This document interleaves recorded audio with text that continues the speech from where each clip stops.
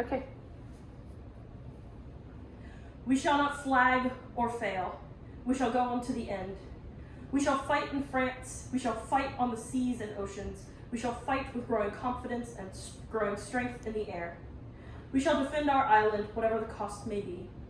We shall fight on the beaches. We shall fight on the landing grounds. We shall fight in the fields and in the streets. We shall fight in the hills. We shall never surrender.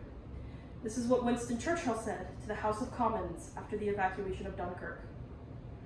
After the evacuation, many viewed Britain as doomed to the Germans, but Churchill rallied the British people of all stripes and of all colors to defend their homeland with strength and with dignity. Without his leadership, there was a very big possibility that Britain would have fallen to the Germans. World War II was a time where men were made famous or infamous, and Winston Churchill stands amongst those who became famous for all time. He led the British through the war with bulldogish determination, making sure that the British would keep calm and carry on, no matter what was thrown at them. His father was Lord Randolph Churchill, and his mother was an American heiress, or a $1 million princess, Jenny Jerome.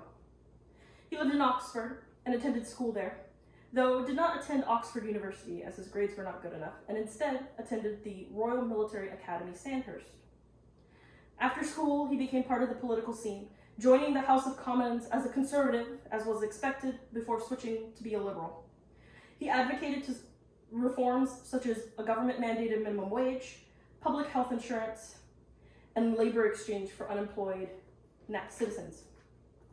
Winston Churchill, during this time, warned of German nationalism, but it was largely ignored by his peers, who, after World War I, were not inclined to join another war. However, he was proven right when the Germans broke the accord and invaded Poland. Due to this, the previous prime minister was released, and he became prime minister in 1940. He famously said to the House of Commons after becoming the prime minister, "I have nothing to offer but blood, toil, tears, and sweat. We have before us many, many long months of struggle and of suffering.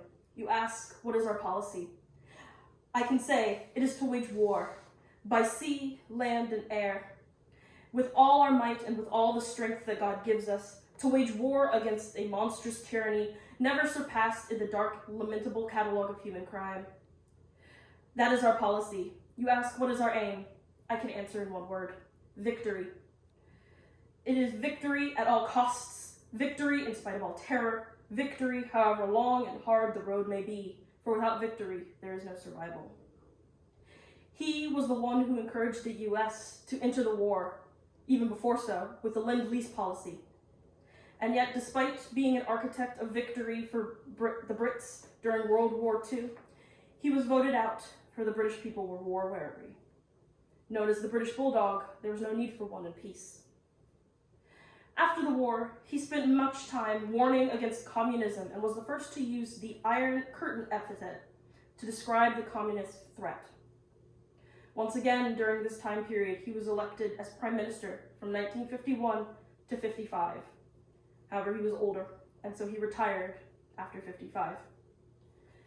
In 1953, he won the Nobel Prize for his 6-volume memoir on World War II.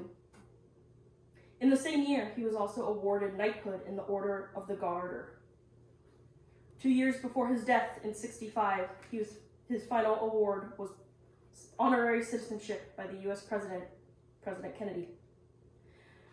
Winston Churchill was an integral part of the war efforts in World War II and beyond, guiding the UK with a strong will through one of the worst, if not the worst, periods of its history.